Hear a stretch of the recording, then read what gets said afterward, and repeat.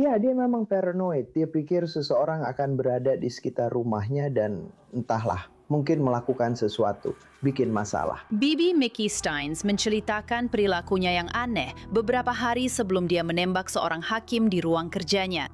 Jika Anda bisa menggambarkan bagaimana dia bertindak dengan satu kata, Satu kata, dia agak psikotik. Bisakah kesaksian itu membantu sheriff yang didakwa pembunuhan keluar dari penjara? Pengacaranya ada di sini untuk menceritakan semuanya dalam wawancara eksklusif.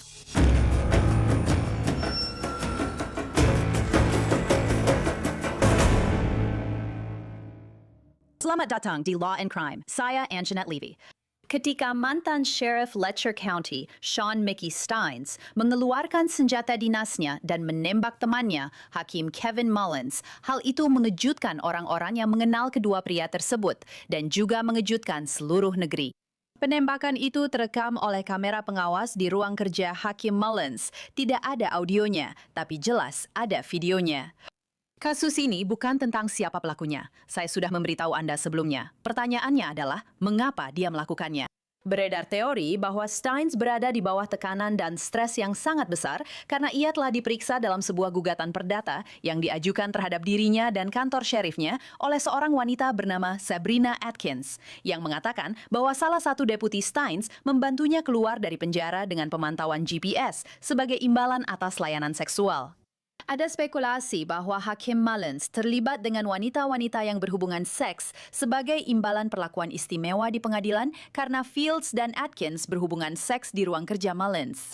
Fields mengaku bersalah atas tuduhan kejahatan pemerkosaan dan sodomi serta merusak alat pemantau yang berkaitan dengan Atkins pada Januari 2024. Hakim Mullins tidak pernah dituduh melakukan kejahatan apapun yang berkaitan dengan tuduhan tersebut saat beliau masih hidup. Saya ingin memperjelas hal itu. Kesehatan mental Mickey Steins pada saat penembakan dipertanyakan, mengingat beberapa hal yang ia katakan setelah penembakan tersebut. Bro, ayolah teman-teman, serius, ayolah sekarang. Ayolah, aku nggak nempel sama apa-apa, sekarang. Ada 2 kamera tubuh yang merekam. Mickey, semuanya terekam dan ada bukti digital. Katakan padaku. Itu akan jadi penampilanmu. Benar, ayolah sekarang teman-teman. Sekarang lihat. Hai nih, Neki. Kita sudah saling kenal lama. Lihat, ini sedang merekam. Yang itu sedang merekam. Clayton punya perekam cadangan yang menyala. Ayo teman-teman. Eva, Yang. kamu katakan? Pelan-pelan. Begitu kamu tidak bisa. Kita bicara di lorong gedung pengadilan. Ya, tidak ada orang di sini. Kita tidak mau, maksudku. Ada orang di ruangan itu. Ada orang di ruangan itu. Kita tidak bisa melakukan itu. Jadi, apa masalahnya? Aku akan ambil yang lain. Aku akan pasang satu di Mickey. Aku akan taruh menu di atas meja, oke? Tapi aku nggak bisa ada di ruangan itu. Ayo. Meet. Halo? Apakah ada seseorang yang kamu percaya selain kami yang kamu lebih suka untuk bersama kami?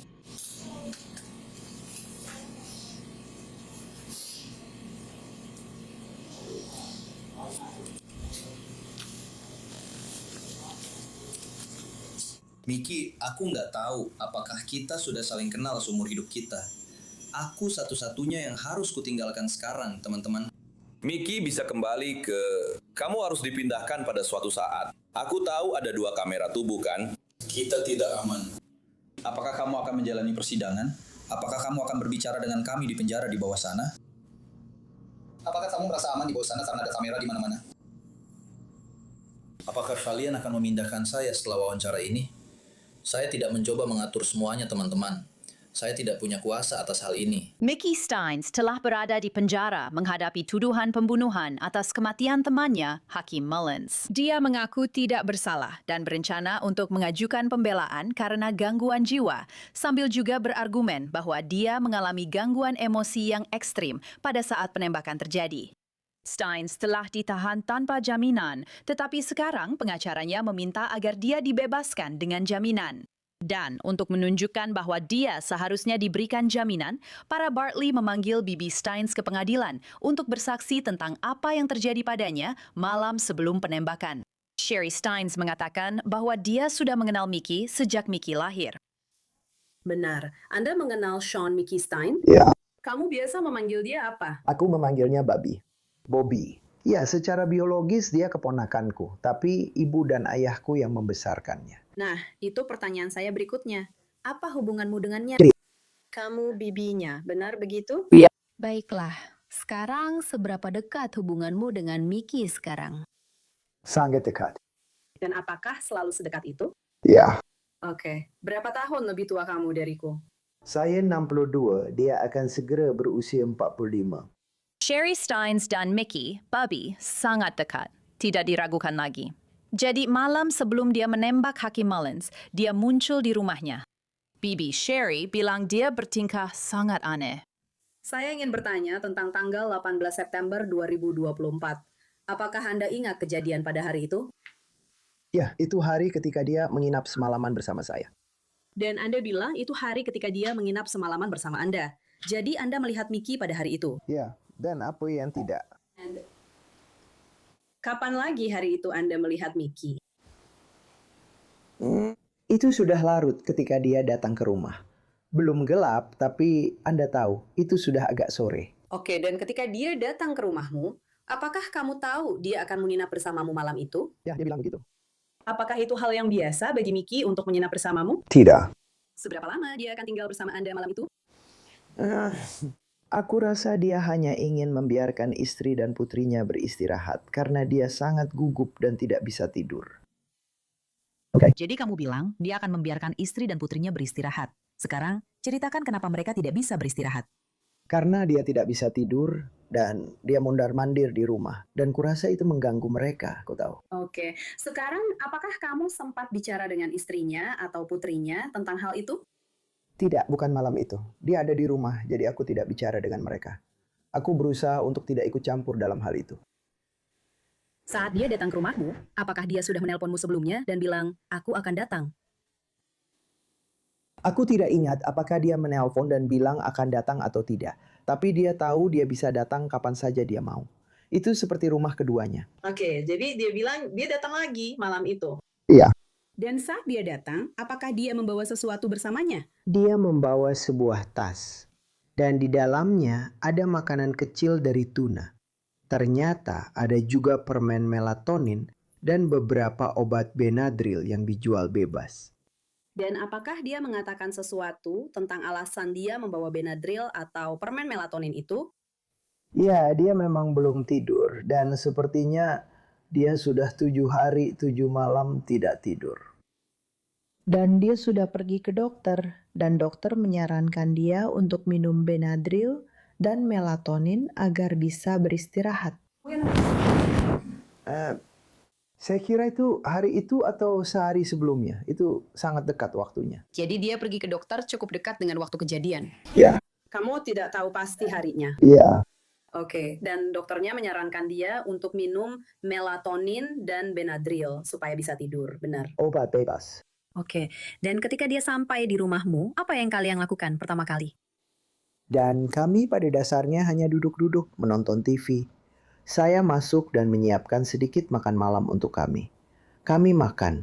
Dia tidak makan banyak. Bibi Mickey Steins, Sherry, mengatakan tidak ada keraguan bahwa ada sesuatu yang sangat aneh dengan keponakannya, Bobby. Dia sangat gelisah, berjalan dari satu pintu ke pintu lainnya. Dan waktu semakin malam, dan saya menggunakan oksigen di malam hari. Jadi saya duduk di kursi malas saya pada malam hari dan menggunakan oksigen saya. Jadi saya memberinya tempat tidur di rumah saya, karena saya punya kamar tambahan.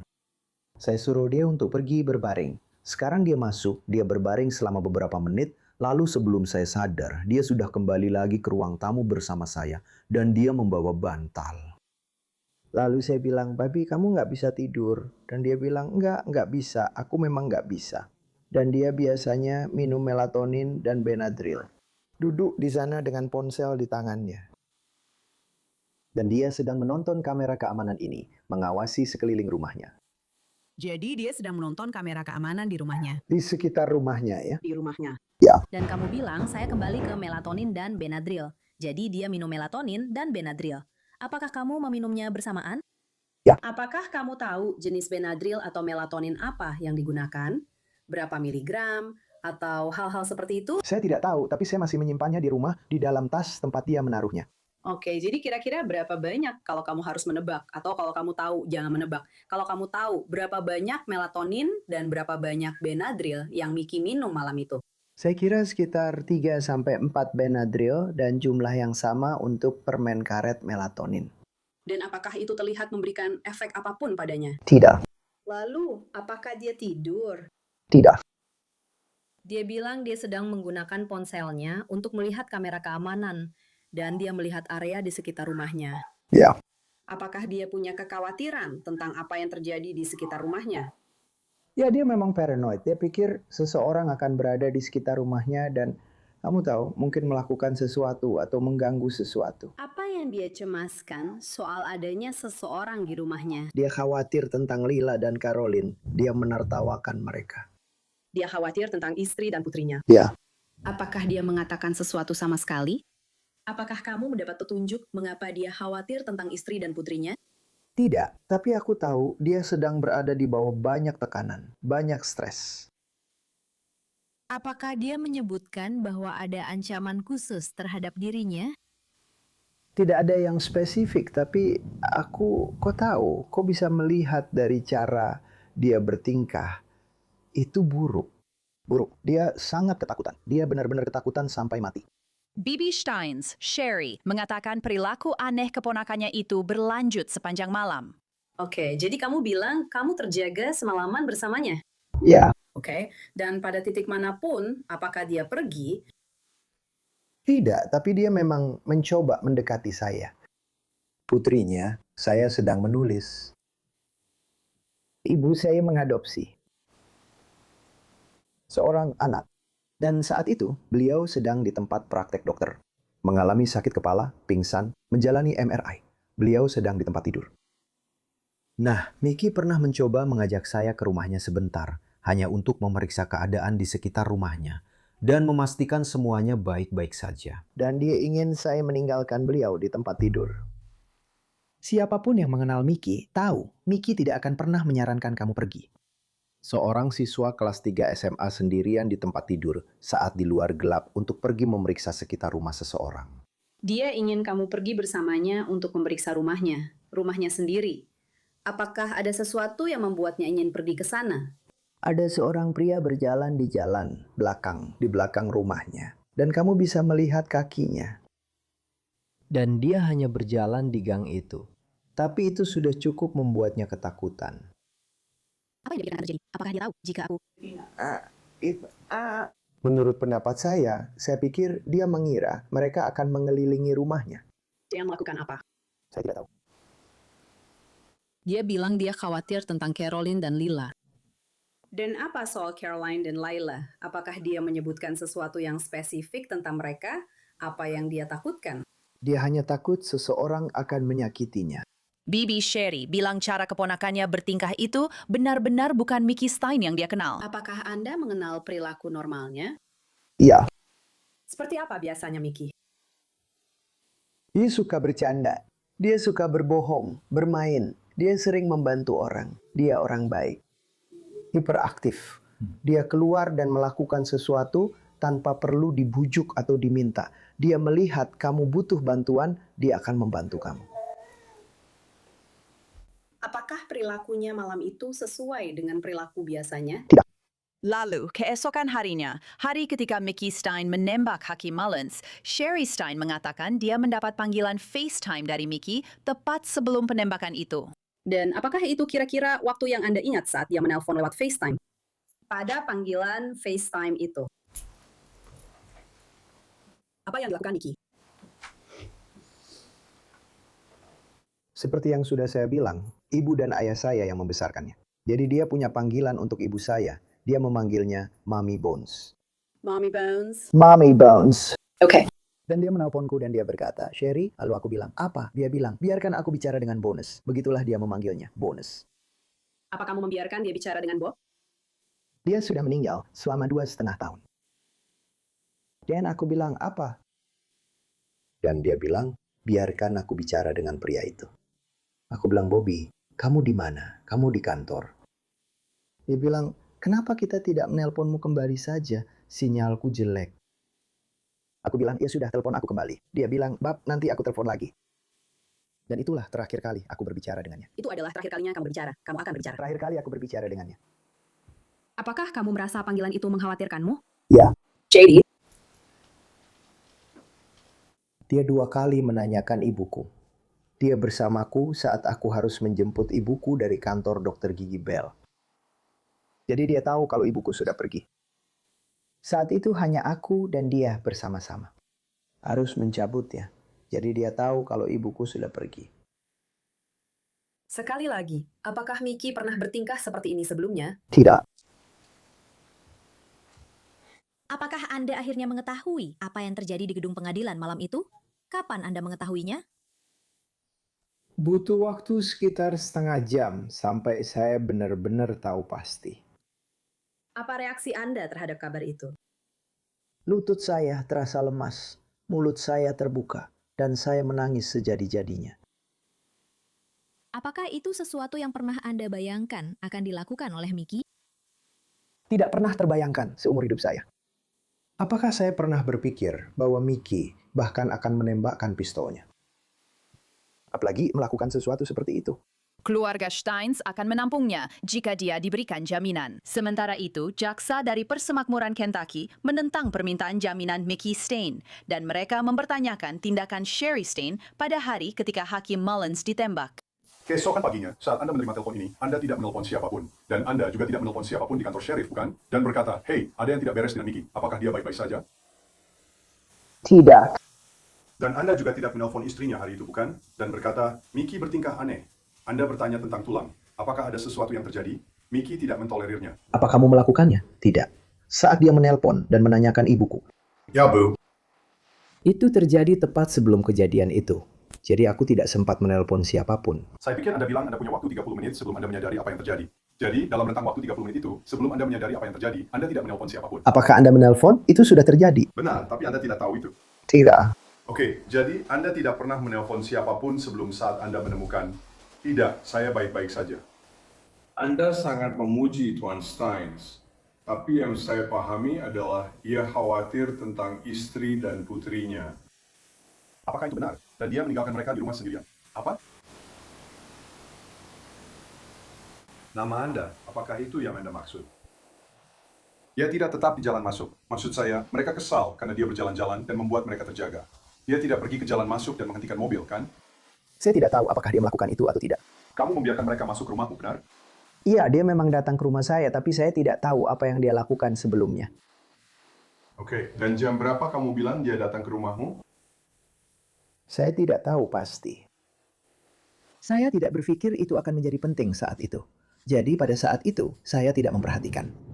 Jadi, untuk membicarakan lebih lanjut tentang kesaksian ini, saya ingin mengundang tim pembela Mickey Steins, Jeremy dan Carrie Bartley dari Bartley Law.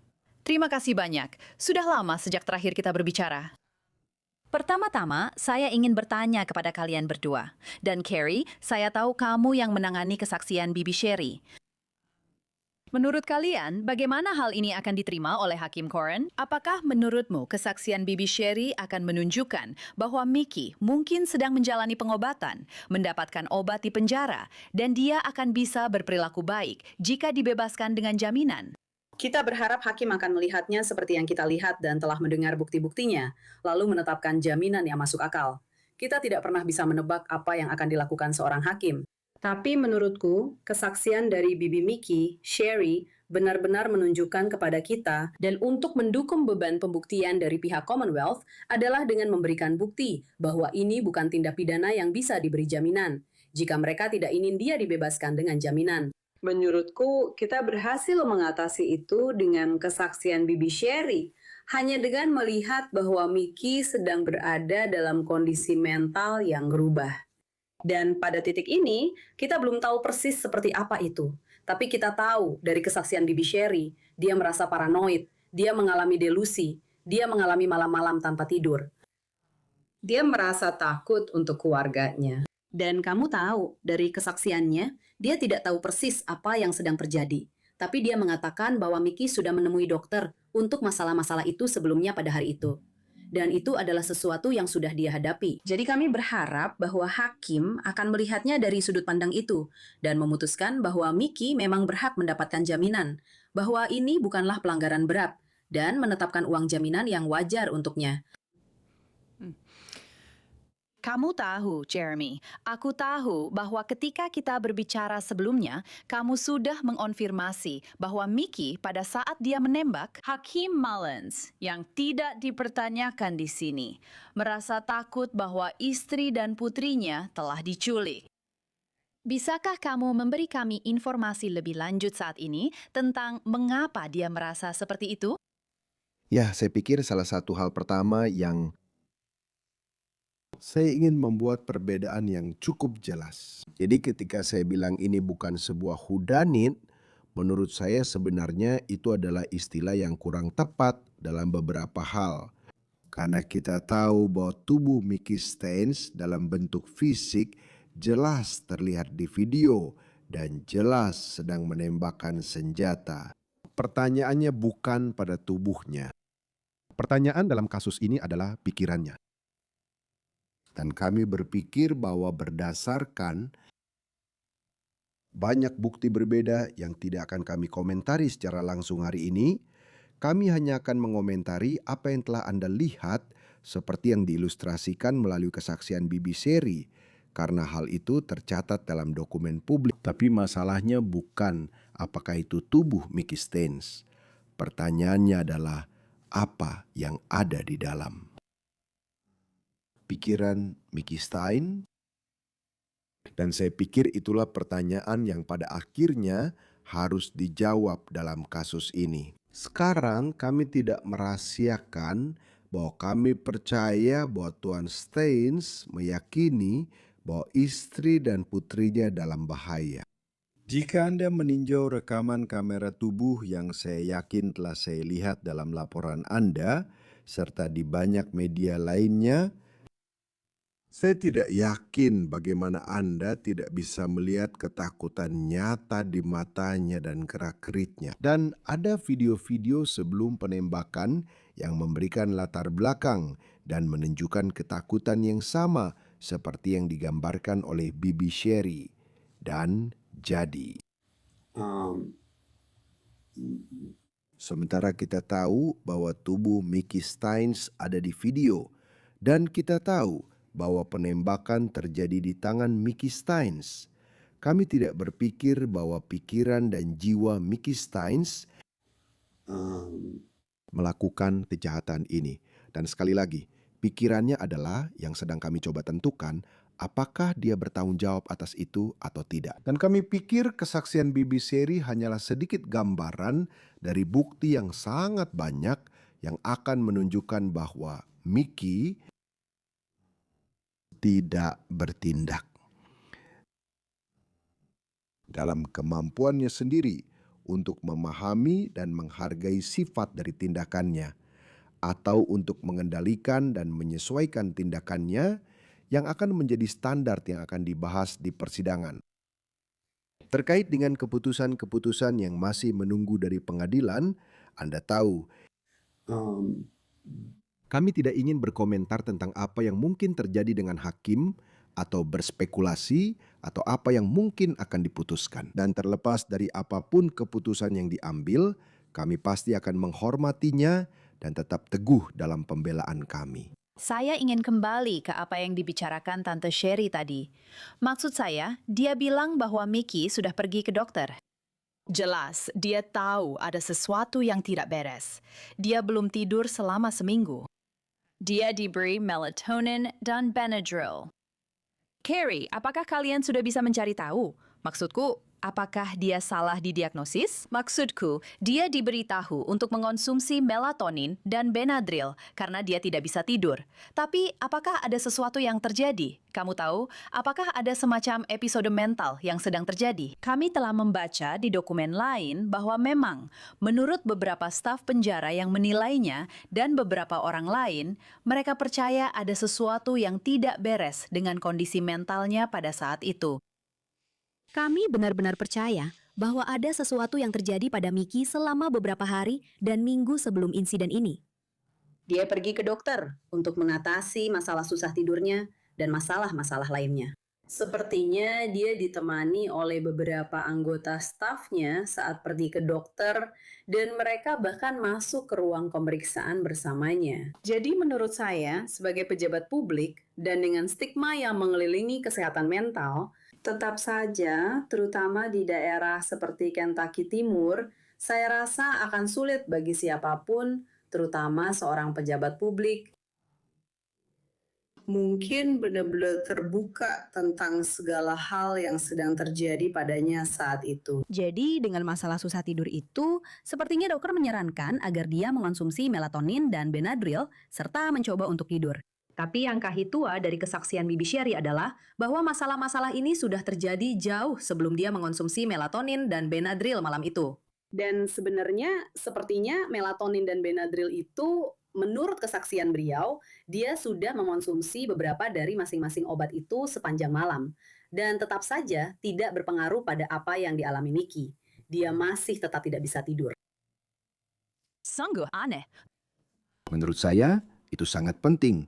Meskipun begitu, ini adalah aspek yang sangat penting yang jarang dibicarakan, yaitu stigma seputar kesehatan mental dan keengganan khususnya pria untuk mencari pengobatan kesehatan mental. Dan itu adalah sesuatu yang bahkan lebih parah. Karen dan saya sama-sama tumbuh besar di Kentucky Timur dan kami tahu bahwa stigma terhadap masalah kesehatan mental itu sangat nyata.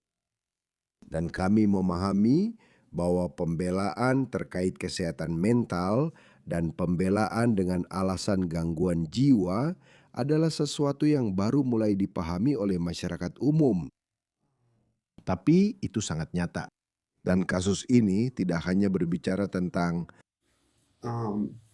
bagaimana para dokter, penegak hukum, dan orang-orang pada umumnya tidak hanya berjuang untuk mengenali masalah pada diri mereka sendiri, tetapi juga pada orang lain dan orang-orang di sekitar mereka. Karena Anda bisa melihat, dan kita akan lihat dari para saksi, bahwa semua orang setuju. Jika Anda melihat pada gugatan perdata yang diajukan dalam kasus kematian yang tidak wajar, pihak warisan Malin sendiri menuduh bahwa pada dasarnya semua orang tahu ada sesuatu yang terjadi, tapi tidak ada yang melakukan sesuatu, padahal mereka sebenarnya melakukan sesuatu.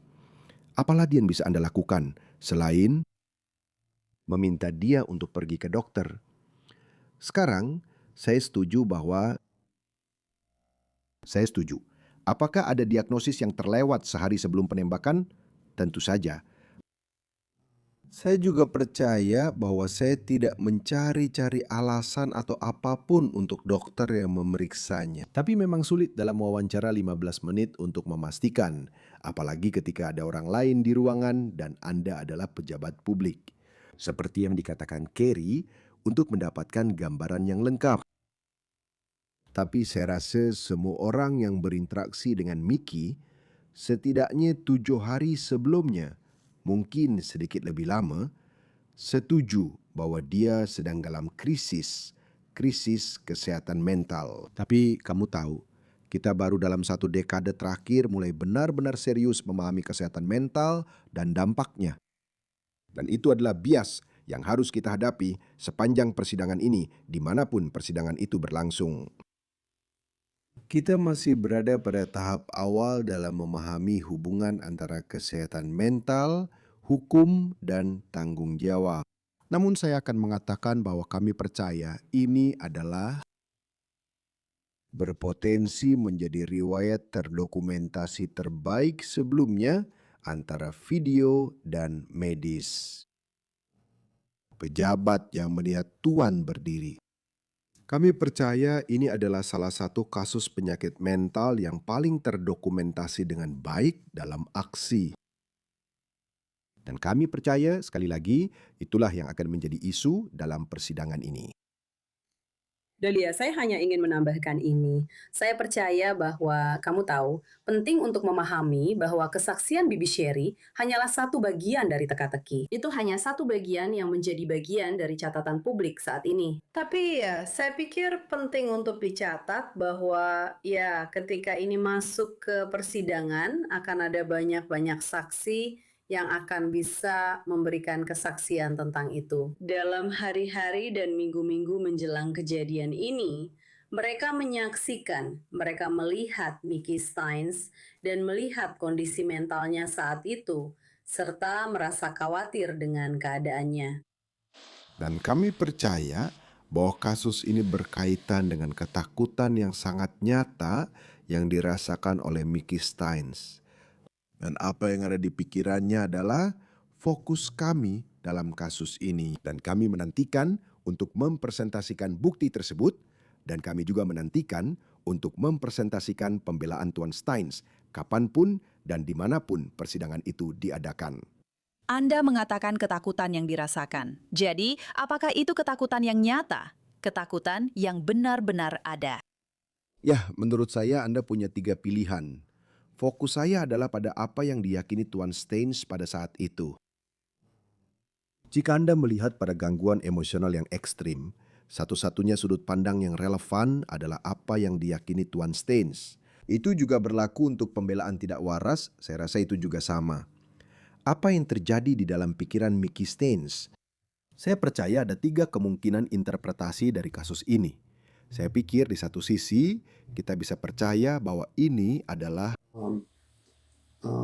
semata-mata hanya ada di dalam pikiran Tuan Steins bahwa tidak ada ancaman dari luar.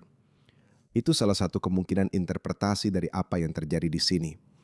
Di sisi lain, di ujung spektrum yang lain, Anda bisa melihat dan berkata, tidak, dia benar-benar memahami dan menyadari ancaman yang nyata dan objektif, dan bahwa ancaman itu memang ada dan berada di luar sana. Menurut saya, yang paling mendekati kebenaran mungkin ada di tengah-tengah. Apakah ada alasan untuk percaya bahwa ada ancaman terhadap Mickey dan keluarganya? Mungkin saja. Apakah kita percaya bahwa penyakit mentalnya memengaruhi kemampuannya untuk menghadapi ancaman-ancaman itu? Tentu saja. Tapi meskipun fokus kita sekali lagi pada apa yang diyakini oleh Tuan Steins, Anda tahu, terkadang ada persimpangan antara realitas objektif dan subjektif. Dan saya percaya itu adalah Mel Gibson dalam film Conspiracy Theory, di mana Anda tahu konsep itu dieksplorasi tentang bagaimana Anda bisa menjadi paranoid dan juga memang ada seseorang yang mengejar Anda. Dan saya rasa itulah yang paling mendekati dengan apa yang kita lihat terjadi di sini. Tapi sekali lagi, fokus kita bukan pada apa yang terjadi di luar pikiran Tuan Steins saat itu, melainkan apa yang terjadi di dalam pikirannya. Itulah fokus kita. Bagaimana keadaan Mickey sekarang? Bibi Seri bilang dia terlihat buruk, tapi dia bilang dia sudah berkomunikasi dengannya. Jadi, bagaimana sebenarnya keadaannya? Mickey telah berubah dari seorang pejabat publik yang dihormati menjadi seorang pria yang telah kehilangan segalanya. Dan dia jelas sedang merasakan akibat dari semua itu. Kesehatannya tidak sempurna. Kondisi mentalnya menurutku juga terganggu. Hanya karena berubah dari memiliki segalanya menjadi tidak punya apa-apa. Jadi menurutku apa yang kamu lihat itu benar seperti yang dikatakan Tante Sherry. Dia memang terlihat buruk. Dia benar-benar pria yang hancur saat ini. Baiklah, Jeremy dan Carrie Bartley, saya sangat menghargai kalian sudah datang dan berbicara dengan kami. Saya tahu sudah cukup lama. Terima kasih banyak. Terima kasih. Sekarang saya ingin beralih ke Dave Ehrenberg. Dia adalah mantan jaksa negara bagian untuk Palm Beach County. Sekarang menjadi pengacara pembela pidana. Dia telah beralih sisi. Jadi Dave, saya ingin tahu apa pendapatmu tentang kesaksian Bibi Sherry mengenai perilaku Mickey Steins pada malam sebelum dia menembak Kevin Mullins. Maksud saya, pada dasarnya, dia mengatakan bahwa dia benar-benar kacau. Dia paranoid. Dia menggambarkan dia bertingkah seperti orang yang psikotik dan semua hal itu. Ya, Anjanette, kesaksian Sang Bibi di sini memang dirancang oleh pihak pembela untuk membangun dasar fakta agar bisa mendapatkan instruksi kepada juri tentang pembelaan gangguan jiwa. Jadi, untuk mencoba membebaskan seseorang karena alasan gangguan jiwa, Anda harus menunjukkan bahwa mereka memiliki kondisi medis yang sudah terbukti, dan mereka tidak tahu perbedaan antara benar dan salah. Sangat sulit untuk dibuktikan. Terutama ketika sheriff Masuk ke ruang rahasia, seperti ruang pribadi tersembunyi yang jauh dari publik untuk mengeksekusi hakim. Itu menunjukkan perencanaan sebelumnya. Itu menunjukkan bahwa dia tahu apa yang dia lakukan adalah sebuah kejahatan. Jika dia benar-benar gila dan tidak tahu perbedaan antara benar dan salah, dia akan menembaknya di depan umum dan tidak membawanya ke belakang di mana tidak ada saksi. Jadi saya pikir pembelaan gangguan jiwa akan sangat sulit untuk dibuktikan. Saya tidak berpikir dia akan mendapatkan putusan seperti itu, di mana dia tidak bersalah karena alasan kegilaan. Tapi dia bisa mendapatkan putusan yang lebih ringan, hukuman yang lebih ringan atas pembunuhan tanpa rencana karena menunjukkan tekanan emosional yang ekstrim. Jadi menurut saya itulah langkah yang lebih realistis. Ya, dan mereka sudah menyiapkannya. Dan itulah yang akan mereka upayakan. Maksud saya, ini seperti pertahanan dengan dua pendekatan yang bisa terjadi di sini. Pembelaan karena gangguan jiwa yang dipadukan dengan tekanan emosional yang ekstrim karena Bartleys, yang mewakili Mickey Steins, telah mengatakan bahwa dia percaya istri dan putrinya telah diambil saat dia melakukan ini. Dan itulah yang dia takutkan saat dia menarik pelatuk itu. Maksud saya, hal itu tidak diperdebatkan di sini. Itu tidak diperdebatkan. Ini bukan kasus siapa pelakunya. Jadi semuanya terekam di video, tapi dia percaya istri dan putrinya telah diculik. Lalu ada perilaku aneh ini. Kamu tahu, Bibi Sherry bilang, maksudku dia terus memantau kamera sepanjang malam, membuatnya terjaga. Kamu tahu, dia mencoba tidur dengan oksigennya. Dan dia bertingkah kacau serta melakukan FaceTime dengannya tepat sebelum ini terjadi. Meminta bicara dengan, kamu tahu, Mommy Bones, yang sudah meninggal selama 2,5 tahun. Maksudku, semua itu memang maksudku, ada sesuatu yang terjadi padanya. Maksudku, itu terdengar seperti gangguan mental. Dan aku tidak mengerti kenapa dokter menyuruhnya minum permen melatonin dan Benadryl, padahal jelas-jelas ada masalah kejiwaan. Kamu tahu, ini terdengar seperti ada gangguan mental di sini. Itu bisa menguntungkan kedua pihak, Anjanette. Itu membantunya dalam membuktikan tekanan emosional yang ekstrim atau bahkan kegilaan dengan menunjukkan bahwa dia pergi ke dokter tepat sebelum ini untuk mencari bantuan atas kondisi mentalnya. Itu membantunya ketika bibinya mengatakan bahwa dia belum tidur selama seminggu. Itu membantunya ketika dia mengatakan bahwa dia sangat paranoid. Dia secara obsesif memantau kamera keamanan rumahnya sepanjang malam. Dan dia adalah seseorang yang tidak tidur, mondar-mandir dan benar-benar tidak stabil. Tapi di sisi lain, ini membantu pihak penuntut, karena dokter yang memeriksanya justru memulangkannya, hanya memberinya beberapa permen kenyal, sedikit Benadryl, lalu memulangkannya. Jika dokternya benar-benar mengira dia sakit jiwa, kemungkinan besar dia akan menanganinya dengan lebih serius daripada hanya berkata, makan beberapa permen kenyal lalu pulang. Dan mungkin juga dokternya tidak memiliki kemampuan untuk membuat diagnosis tersebut. Apakah itu mungkin? Ya, maksud saya Anda berada di daerah dengan akses layanan kesehatan yang jauh lebih terbatas daripada banyak tempat lain.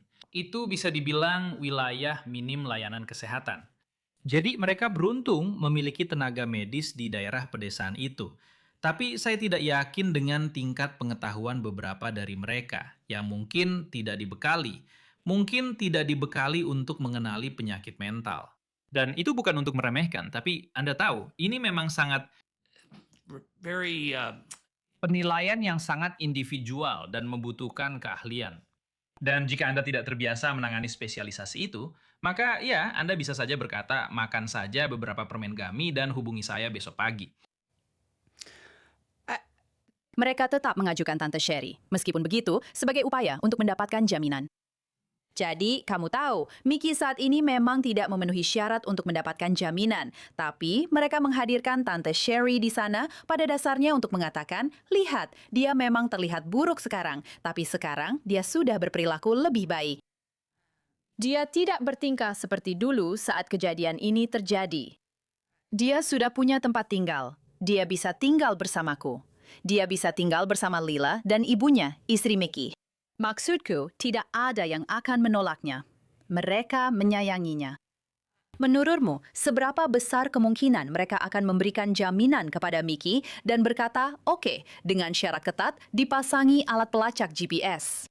Dia harus tetap di rumah, tapi dia bisa bersama keluarganya di rumah. Dia tidak punya catatan kriminal sebelumnya. Dia adalah seorang sheriff yang sangat dicintai. Menurutmu, apakah mereka akan memberikan jaminan tinggi kepada Mickey dan membiarkannya pulang dengan pembatasan?